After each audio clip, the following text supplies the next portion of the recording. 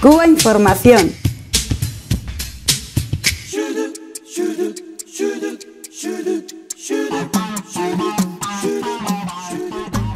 Se celebraba hace unos días en Tiquipaya, junto a Cochabamba, en Bolivia, la cumbre de los pueblos sobre cambio climático. Allí se reunían 7.000 activistas de diferentes organizaciones sociales de 54 países del mundo, sobre todo de América Latina, con representación también institucional, gubernamental, de diversos gobiernos progresistas y de izquierda de América Latina. Allí estaba, por ejemplo, la delegación cubana, ahí habló el canciller de Cuba, Bruno Rodríguez Parrilla, que dio un discurso muy interesante sobre lo que tiene que reclamar el mundo, lo que tienen que reclamar los pueblos, precisamente a los países llamados desarrollados, industrializados del primer mundo, países enriquecidos, que tienen una larga historia precisamente de culpabilidad sobre las consecuencias actuales del cambio climático. Decía que sean los países industrializados, llamados desarrollados, y sus empresas transnacionales quienes paguen la deuda ecológica. Existen responsabilidades comunes en el mundo, pero diferenciadas en distintos niveles de desarrollo económico en el mundo. Hay que defenderse del capitalismo y el imperialismo, que son depredadores de la naturaleza, y recalcó que los países ricos no pueden impedir el desarrollo de los emergentes con el argumento de tener el cambio climático y sin asumir estas responsabilidades diferenciadas. Bueno, pues vamos a comentar sobre esta Conferencia Mundial de los Pueblos sobre el Cambio Climático, desde luego invisibilizada en los medios internacionales, que antecede una cumbre próxima que va a haber en París, precisamente una cumbre institucional al más alto nivel. Buenas noches. Sí, muy buenas noches a todas las amigas y amigos de Cuba que están en sintonía con nosotros. No cabe duda que en esta cumbre de los pueblos contra el cambio climático, por la vida, por la preservación del medio ambiente, de la naturaleza, de la Pachamama, la tierra, hablaron los pueblos. Hablaron los pueblos en un momento realmente, yo digo, crucial para el futuro de la humanidad.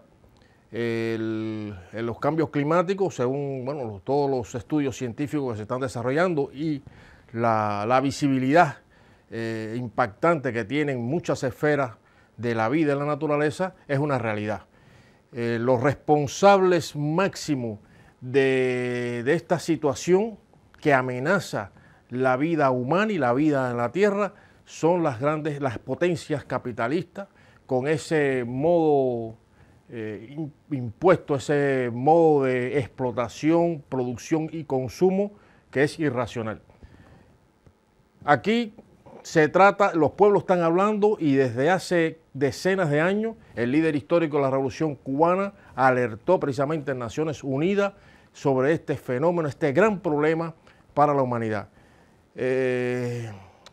Hay que llamar la atención sobre el egoísmo de los que han provocado las grandes calamidades y tragedias desde el punto de vista medioambiental, ecológico y también humano.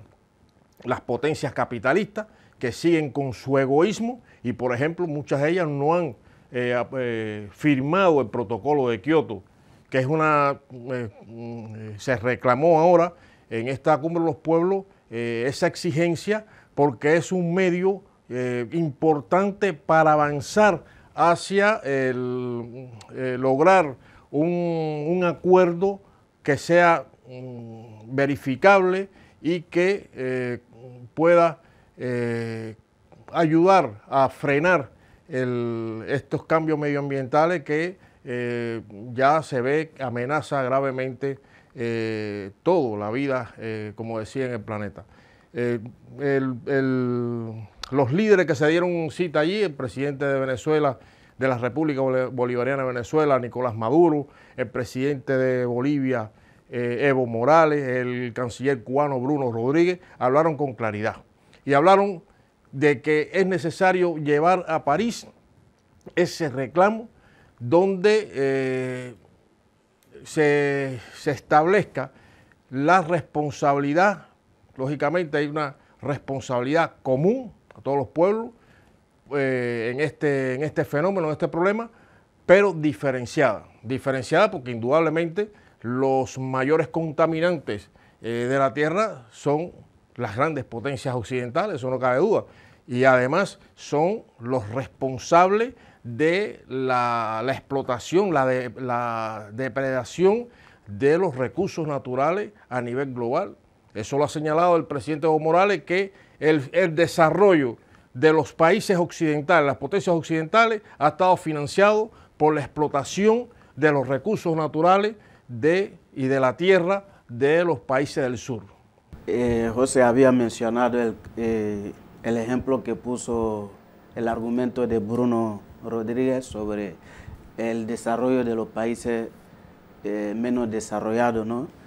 Porque es uno de los argumentos que los grandes países están tomando para concienciar a todo el mundo ahora a no gastar la energía, ya la poca energía que se nos va yendo, ¿no?, de la mano. Y es que han pasado de negacionismo, estaban negando el cambio climático en toda parte. Ya hemos escuchado aquí en España, no me acuerdo en el año, pero Rajoy estaba en la oposición cuando dijo que su primo le había dicho que eso era mentira, que no se podía, ¿cómo alguien va a saber lo que va a pasar dentro de 20 años? Que era mentira. Entonces luego está ese aspecto de que quieren, ellos que habían gastado tanta energía, ahora quieren ponerse al mismo nivel de los países subdesarrollados para decir, bueno,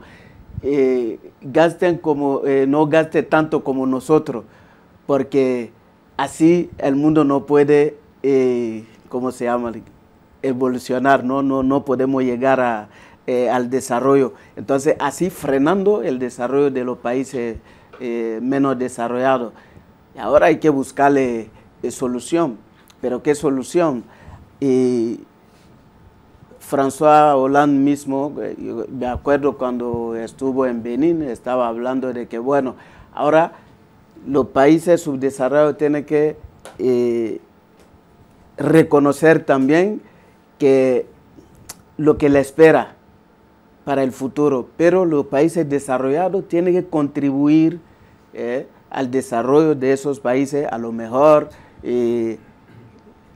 como prometen siempre, ayudándole financieramente con su desarrollo, pero vamos a ver si se cumple, porque muchas veces eso es lo que dicen sin llegar a concretar lo que quieren hacer. No cabe duda también que se reclama no solo que los países altamente desarrollados, los países capitalistas responsables de este desastre medioambiental, tomen responsabilidad y que firmen y que se comprometan a los acuerdos que es necesario tomar, sino también que inyecten dinero fresco y que tengan todos acceso a los avances de la ciencia y la tecnología que mitigan los efectos del cambio climático. Es decir, que no sea un coto también privado, exclusivo, y que no esté al alcance de los países que están trabajando durante muchos años ya por frenar esta tendencia destructiva para el medio ambiente y la vida en el planeta. En esta cumbre se habló de cambio climático y de la responsabilidad de los países del llamado primer mundo precisamente en las emisiones de carbono durante tantísimos años, en la responsabilidad también en el agotamiento de los recursos naturales.